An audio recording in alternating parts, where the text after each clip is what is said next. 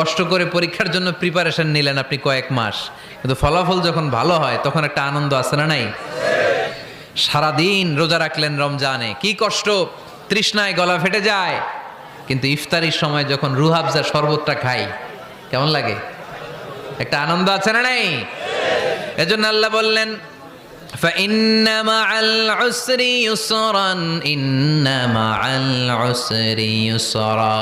ও নবী, কষ্টের দিন মক্কায় অল্প কিছু দিন, মদিনাতে আনন্দের দিন অপেক্ষা করছে।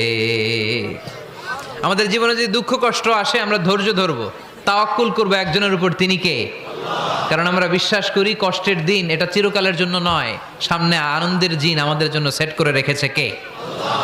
তাহলে আমরা সূরাতুল ইনশিরাহ থেকে 3টা নেয়ামতের বর্ণনা শুনলাম, বিশ্বনবীকে কি সান্ত্বনা দেয়া হলো সেটা শুনলাম। এবার 2টা গাইডলাইন শুনে তাফসীর আমরা শেষ